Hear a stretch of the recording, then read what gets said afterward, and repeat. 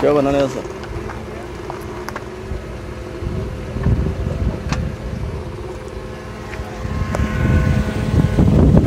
Itagenda bino bya kabiri uturutse imodoka iri agakuramo umweru, yamara gukuramo umweru nyine aba yabanje kuyabona uko arane akurikiranye. Ubu ngubu umweru awumazemo kandi aba agomba gusubira inyuma yashyizemo dabo moteri, yarangiza agakata imodoka ye agenda acunganwa n'uko atagonga. Yarangiza urabona akamodoka aba agashyizemo neza cyane, akahita asubira inyuma cyane.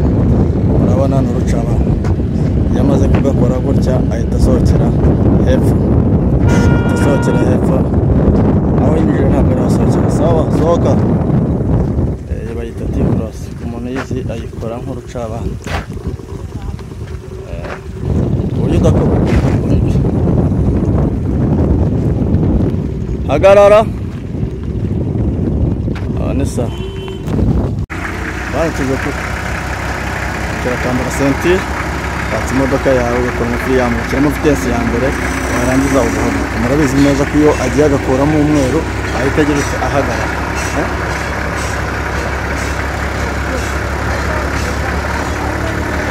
Hano gutya awamazemo, gutya rwose awamazemo, akazamuka yakona rya kabiri naryo yamaramo umweru, akagira ate agahagarara. Aha ngaha ni neza cyane.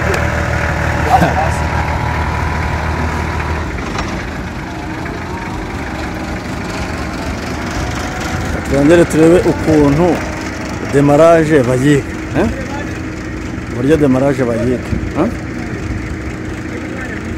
Cyicara mu modoka, yambara sentire, yamara kwambara sentire akatsa, yamara kwatsa agakuramo firiyamu, agashyiramo vitesi ya mbere, akaregera, yamara kuregera akava kuri firi akajya ku kariro akazamuka. Turebe iri kona mubona rifite umweru cy'umarama ahita agira ute ahagarara, agafunze kaza.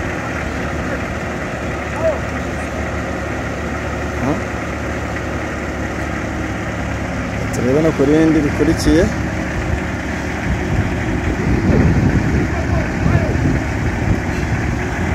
Iri naryo namaramo umweru arahita ahagarara. Demarage ku muntu yizi aba ari urucabana. Hano naho ni neza cyane.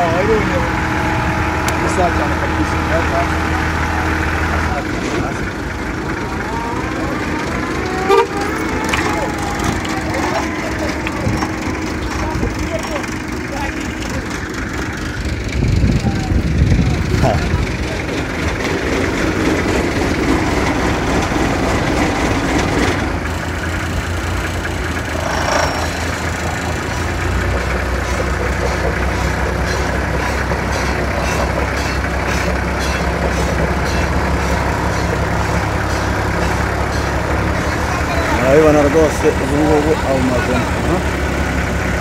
Twazamutse